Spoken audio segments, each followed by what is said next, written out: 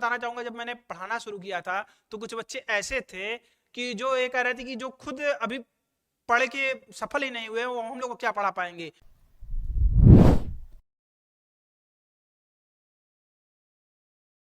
नमस्कार मित्रों, आज आपका स्वागत है दी प्रेरक टॉक में। मेरा नाम अभिजीत श्रीवास्तव है। आज इस शो के माध्यम से मैं आपको आज बताऊंगा कि मैं आज मिर्जापुर से ताल्लुक़ रखता हूं और मेरा जन्म मूलतः बरेऊ गांव में हुआ है। मेरी कहानी कुछ इस प्रकार से शुरू होती है कि मैं नॉर्मल इस गांव में पला बड़ा हूं। गांव से मैंने शिक्षा दीक्षा हासिल की है। उसके बाद मेरा जो प्रारंभिक शिक्षा का स्तर था वो यही अदलाट से ही नजोत इंटर कॉलेज और सरदार पटेल इंटर कॉलेज से होता हुआ गुजरा। और यहाँ से मैंने शैक्षिक परिवेश को विद्यालयों में देखा और सामाजिक परिवेश को मैंने अपने पिताजी के माध्यम से पाया कि समाज में क्या चीज़ें चल रही हैं और समाज में किस तरह व्यक्ति अपने आप को व्यक्तित्व को निखार सकता है। ये इसमें सीखने और सिखाने में कहीं ना कहीं पिताजी का बहुत बड़ा योगदान रहा। मैं इस समय वर्तमान में प्रतिभा सामाजिक संस्था का प्रबंधक के रूप में कार्य कर रहा हूँ और इस समय मैं एक विद्यालय भी चला रहा हूँ जिसका नाम ज्ञानोदय पब्लिक स्कूल है। और मैं अपनी कहानी की बात करूं तो मेरी कहानी शुरू होती है 2014 में, जब मैं इंटरमीडिएट में था। जब मैंने अपनी परीक्षा को उत्तीर्ण कर लिया तो उसके बाद से ही मेरी कहानी शुरू होती है। जब मैं अपने इंटरमीडिएट में था, जब पास होने के बाद हर एक युवा का रहता है कि नहीं अब हमें जीवन में कुछ करना है, कुछ बनना है। तो उसी को देखते हुए जब 2014 में मैंने इंटरमीडिएट पास किया तो मैंने सोचा कि कहीं ना कहीं ये जो दुनिया है, ये समाज है या यहाँ की जो यूथ है, जो युवा है, कहीं ना कहीं ये कोई ना कोई सब लोग सफल होना चाहता है। तो क्यों ना हम लोग समाज के बीच में सफल होने का प्रयास करें। इस उद्देश्य से, इस विचार से मैं समाज में चल पड़ा। 2014 में इंटरमीडिएट पास होने के बाद ही मैं पढ़ाना शुरू कर दिया। 2015 से मैंने टीचिंग लाइन में मैंने प्रवेश किया। लोगों को शिक्षण देने का हमने काम किया। जब मैंने इंटरमीडिएट पास किया तो इंटरमीडिएट पास होने के बाद सबसे बड़ी आश्चर्य की बात है कि मैंने इंटर वालों को ही पढ़ाना शुरू किया, जो कि अपने आप में एक बहुत बड़ी बात थी कि कहीं ना कहीं बच्चों के अंदर एक डर होता है कि मैं अभी पास होके आया हूँ, मैं बच्चों को कैसे पढ़ाऊंगा। तो मैंने इंटरमीडिएट वाले बच्चों को पढ़ाना शुरू किया। तमाम तरीके की मेरे अंदर जो कमियां थी बच्चों ने खोज खोज के निकाली कि सर आप यहाँ पे गलत पढ़ा रहे हैं, यहाँ पे ये चीज़ें गलत हो रही हैं, यहाँ पे एक जो वे ऑफ थॉट है समझाने का आपका, वहाँ पे गलत हो रहा है। मैंने उन चीज़ों को बड़ी बारीकी से समझा और धीरे धीरे मैंने जो कमियां थी उनको सुधारा और सुधारते सुधारते मैं पढ़ाने में लगा रहा। पढ़ाते पढ़ाते मेरे दिमाग में एक विचार आया। मैंने ये भी सोचा कि अब ये पढ़ाई जो है इसको अपने ग्रामीण क्षेत्रों में लेके जाया जाए, जहाँ पे बच्चे पढ़ने में असमर्थ हैं, उन्हें पढ़ने में दिक्कत होती है। तो हमारी टीम ने और मैंने स्वयं मिलकर एक कैंपेन चालू किया कि गाँव तक ये जागरूकता पहुँचे और जहाँ बच्चे गरीब हैं, वो पढ़ नहीं पा रहे हैं अच्छे से, उनको पढ़ने में कठिनाइयाँ आ रही हैं, तो इसको देखते हुए हम लोगों ने 1 रुपये वार्षिक शुल्क पे, गांव बड़भुली गांव पड़ता है, बड़भुली गांव, हमने 1 रुपये वार्षिक शुल्क पे पढ़ाना शुरू किया। और उस दौरान बच्चों का उत्साह बहुत अच्छा था। उत्साह उनका कुछ इस तरीके से था कि धीरे धीरे जब शुरुआत में उन्हें गांव में पता चली कि नहीं पढ़ाई हो रही है, कोचिंग चल रहा है, तो लोगों को लगा कि नहीं पैसे दे के हो सकता है पढ़ाया जाए। लेकिन जब वो लोग हमारे पास आए, जब उन्हें पता चला कि नहीं 1 रुपये वार्षिक शुल्क पे पढ़ाया जा रहा है, तो उनके माता पिता और बच्चे बहुत प्रसन्न हुए। और धीरे धीरे जो बच्चे थे वो बच्चे 100 बच्चे तक पहुंच गए और 100 बच्चों को हम लोगों ने 1 साल तक 1 रुपये वार्षिक शुल्क में हमने पढ़ाया। 1 रुपये लेने का कारण ये था कि अगर हम शिक्षा का शुल्क 1 रुपये भी नहीं लेते तो उनको वो महत्व भी नहीं समझ में आता। उन्हें जब भी वो पढ़ के जाते तो उन्हें महसूस होता कि नहीं हमने कुछ ना कुछ तो दिया है, बदले में हमें कुछ मिला है। और पढ़ाने के दौरान माहौल ये था कि जब हम लोग पढ़ाने से पहले प्रेयर और राष्ट्रगान कराते थे तो पूरे गांव का माहौल ये होता था कि लोग राष्ट्रगान के समय खड़े हो जाते थे और सम्मान देते कि नहीं एक शैक्षिक माहौल में बच्चे मेरे जा रहे हैं और पढ़ रहे हैं। मैं उसी पढ़ाने के दौरान की एक घटना बताना चाहूंगा आपको। घटना कुछ इस प्रकार की है। एक बच्चा जो था लगातार गांव के मतलब गलत आदतों में पड़ा हुआ था। जब हमारे पास ये शिकायत है कि वो बच्चा पढ़ने में रुचि नहीं दिखा रहा है तो हमने उस बच्चे को पढ़ाने से इनकार कर दिया। तो अगले दिन उसकी माँ आई और उन्होंने विनती की कि बेटा मैं नहीं चाहती कि मेरा बेटा मजदूर बन के रहे, मेरा बेटा भी जीवन में कुछ बन सके, इसलिए आप मेरे बेटे की गलतियों को माफ करके मेरे कहने पर आप पढ़ाइए। तो वो जो इंसिडेंट था वो बहुत अच्छा लगा कि नहीं कहीं ना कहीं ये जो संदेश है ये घर घर जा रहा है और इसका महत्व बढ़ता जा रहा है। उसके बाद हम लोगों ने पढ़ाने का पूरा क्रम जारी रखा। उन्हें एक जैसे भी उन्हें पेड क्लासेज में लोग पढ़ाते हैं वैसे हम लोगों ने फ्री में उन्हें पढ़ाई दी। सारे बच्चे कहीं ना कहीं आज हाई क्लासेज में हैं और जब भी देखते हैं तो पहचानते हैं, उन्हें गर्व होता है कि नहीं मैं इस संस्था के माध्यम से 1 रुपए वार्षिक शुल्क में पढ़ा हूँ। जब इस बड़बोली में हम लोग को सफलता मिली तो हम लोग ने गांव गांव में कैंपेन लगाया और गांव गांव में जाके हमने बच्चों को पढ़ाई की, और साथ ही साथ अपने साथ जो एनजीओ चल रहे हैं उस एनजीओ से भी मतलब और जो अदर एनजीओ जो समाज सेवा कर रहे हैं उनसे कांटेक्ट करके उनके भी बच्चों को फ्री में पढ़ाने का हमने काम किया। अब इस संस्था के सामाजिक कार्यक्रमों में आगे बढ़ते हुए हम लोगों ने धीरे धीरे ये सोचा कि हम लोग समाज में बच्चों के बीच में शैक्षिक गतिविधियों से पहुंच ही रहे हैं, अब समाज में हम लोग यहाँ भी पहुंचे कि वृक्ष लगाया जाए और लोगों को एक संदेश दिया जाए कि नहीं एक वृक्ष सौ पुत्र समाना, ये लोगों के अंदर एक संदेश जाए जिससे उनके अंदर एक अवेयरनेस है, जागरूकता है समाज में। तो उसको देखते हुए हम लोगों ने वृक्ष लगाना शुरू किया। इसकी शुरुआत हम लोगों ने 2017 में की, और जब कार्यक्रम का पुरस्कार वितरण था तो कार्यक्रम के दिन ही हम लोगों ने वृक्ष लगाने का एक सिलसिला जारी रखा। उसके बाद हम लोगों ने तरह तरह के जो भी कार्यक्रम आते थे, विश्व पर्यावरण दिवस और भी जो प्रमुख प्रमुख आते थे उस पर हम लोग वृक्ष लगाते थे और लोगों को संदेश देते थे कि अधिक से अधिक वृक्ष लगाइए। उसके बाद धीरे धीरे समय बीतता गया तो एक सामाजिक होने का या समाज में कार्य करने का कीड़ा कहीं ना कहीं हम और हमारी टीम के अंदर एक प्रवेश कर चुका है। लेकिन हमें कुछ ना कुछ निरंतर करना, हमें शांत नहीं बैठे रहना है, रुकना नहीं है हमें। तो इसको देखते हुए हम लोग एक बार गर्मी का समय था, गर्मी के समय में मैं जा रहा था, मैं घर के कुछ काम से जा रहा था, अचानक मुझे ऐसा लगा कि प्यास बहुत लग रही है। तो मैंने अगल बगल देखा तो वही जैसा समानता दिखाई देता है कि एक हैंडपंप है और वहाँ आप पानी पी लीजिए।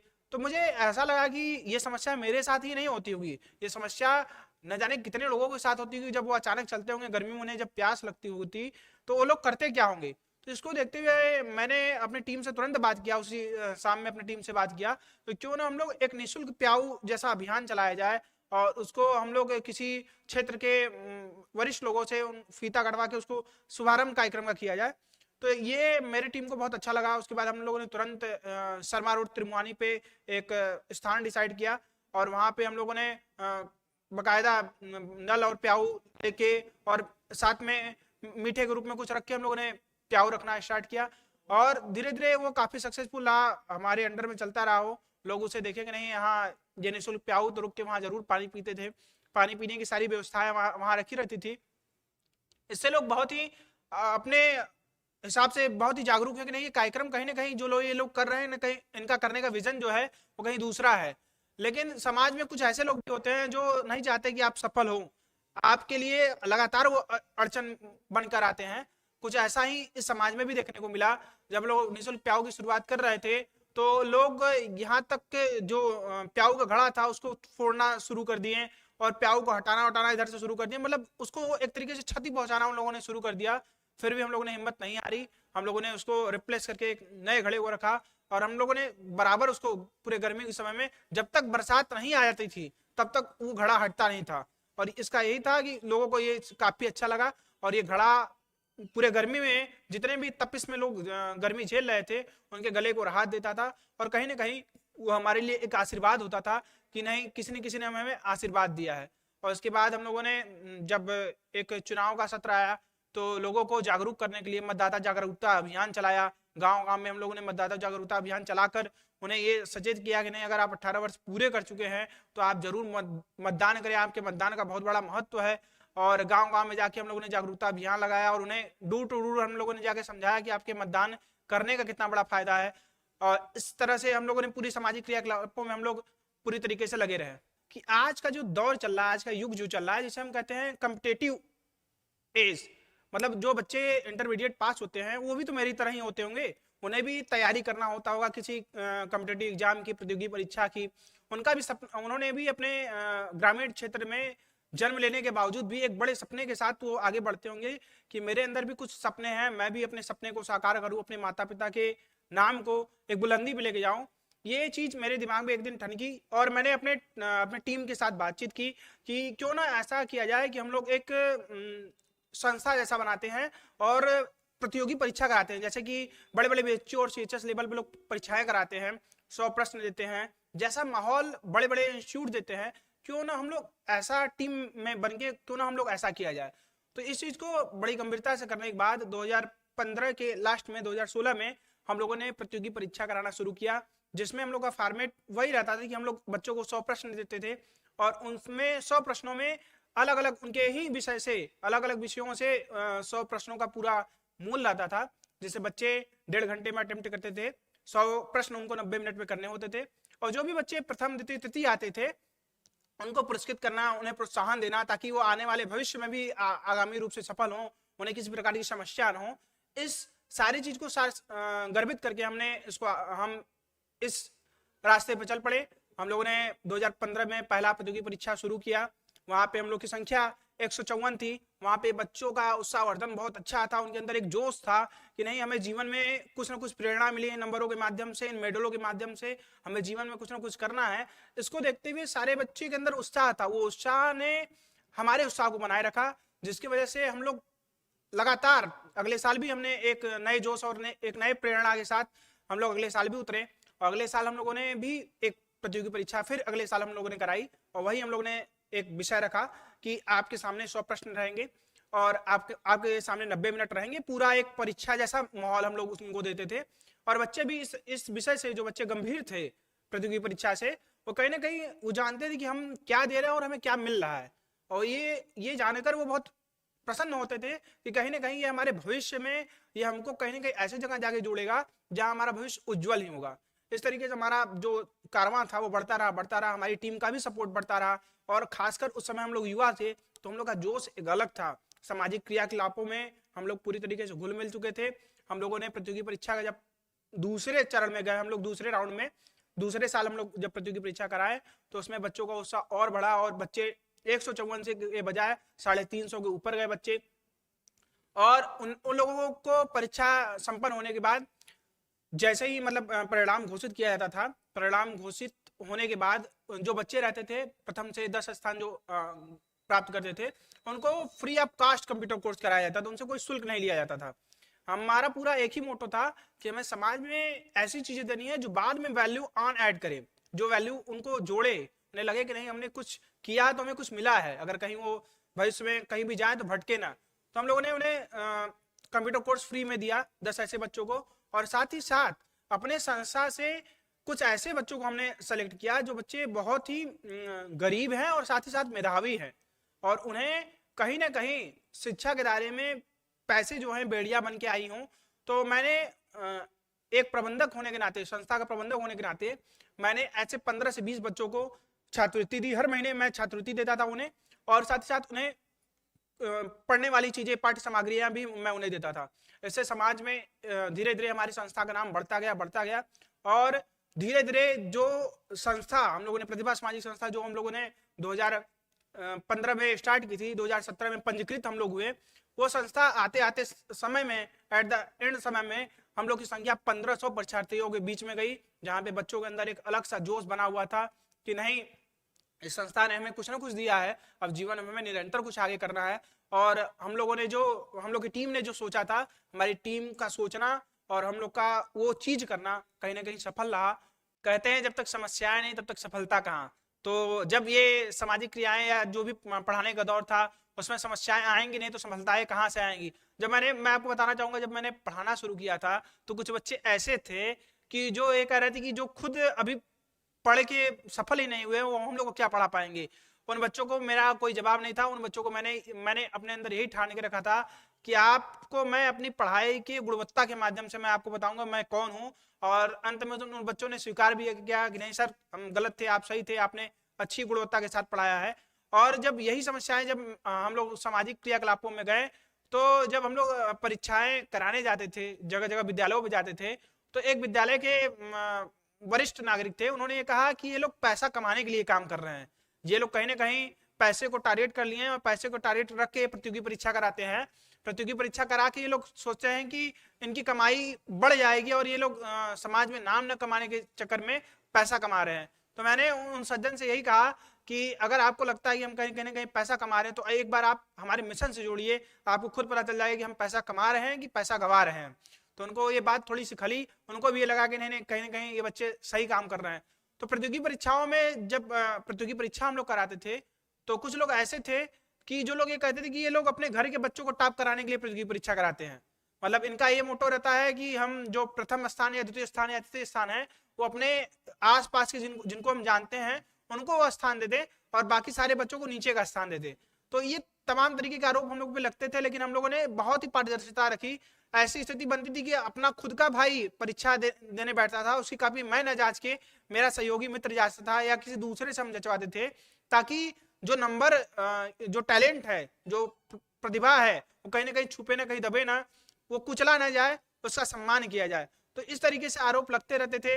और जब हम लोग कोई भी काम करते थे, कोई भी शुरुआत होती थी, तो लोगों को यही लगता था कि ये युवा हैं, कुछ कर नहीं पाएंगे, केवल इनका एक उद्देश्य बना है कि नहीं हमारी पहचान बन जाए, इनका समाज से कोई नाता नहीं है, इनको पहचान बनानी केवल जिद है, इस वजह से ऐसा कर रहे हैं। लेकिन धीरे धीरे कहते हैं ना कि जब आप काम खामोशी से काम करते रहते हैं, तो धीरे धीरे लोगों की जो चुप्पी होती है, उनके मुंह पे चुप्पी लग जाती है कि नहीं ये वास्तव में काम कर रहा है।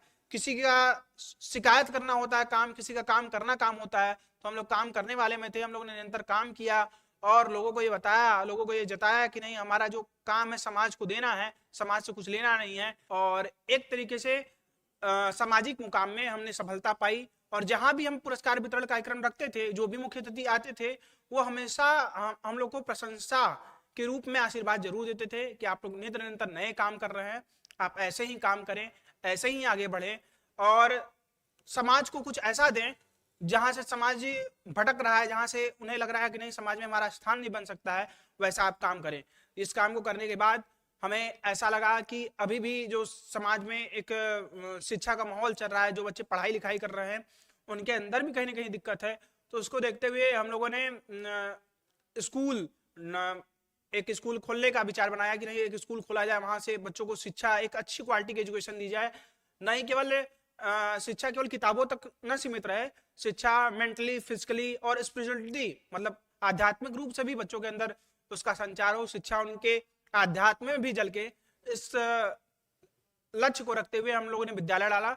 और सभी लोग, जब हम लोगों ने विद्यालय प्रवेश लेने की योजना हम लोगों ने बनाई थी, तो ये कुछ लोगों ने ये हम लोगों को ये भी करके टीच किया है, हम लोग को कहा कि नहीं अभी आप लोग युवा हो, अभी विद्यालय आप नहीं चला सकते, आप कितनी संख्या लेके जाओगे, संख्या कोई आपके लिए संख्या आपके पास आ ही नहीं पाएगी उतनी, क्योंकि आप लोग उतने बच्चों तक रीच नहीं हो सकते हो। लेकिन यहाँ पे मैं कहूँगा कि यहाँ पे अपने आप पे विश्वास था, अपनी टीम को, जो हम लोग की टीम में जो लोग थे उनको अपने ऊपर विश्वास था, और उसी विश्वास को कायम रखते हुए हम लोग आगे बढ़े। और हम लोगों ने अच्छी संख्या में लगभग 150 बच्चों का हमने पहले साल में कलेक्शन लिया, जिसको देख के जो हमें इंगित कर रहे थे कि हम लोग कुछ नहीं कर पाएंगे, वो लोगों ने हम लोग की प्रशंसा की। और पढ़ाई की क्वालिटी को देख के उन्होंने कहा कि आप निश्चित ही जीवन में बहुत आगे बढ़ोगे। अंत में मैं यही बात कहना चाहूंगा कि आज जो कुछ भी मैं हूँ, जितना भी सफल हूँ अपने जीवन में, उसका पूरा श्रेय मेरे माता पिता को जाता है। मैं यही कहूंगा कि अपने जीवन में आप कहीं भी चले जाइए, लेकिन अपने पास एक ऐसा व्यक्ति जरूर बनाइए जिससे आप सब कुछ, अपने दिल की बातें जो भी हों, उनसे आप सब कुछ शेयर कर सकें और समय समय पर उनसे गाइडेंस ले सकें कि नहीं हमें जीवन में कैसे करना चाहिए, क्या है गलत है या सही है।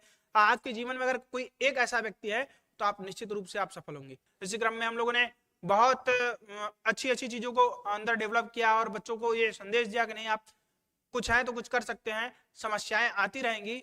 और मैं यही कहना चाहूंगा कि जो लोग भी ऐसा काम कर रहे हैं, समाज में ऐसा काम कर रहे हैं और लोगों को कुछ न कुछ दे रहे हैं, तो मेरा उनसे यही निवेदन है कि आप किसी की बातों को न सुनकर आप अपने काम में लगे रहिए, आप निश्चित ही सफल होंगे। आप कभी हार न मानते हुए जो आपने ठाना है उस दृढ़ संकल्पता के साथ आप निश्चित ही आप सफल होंगे।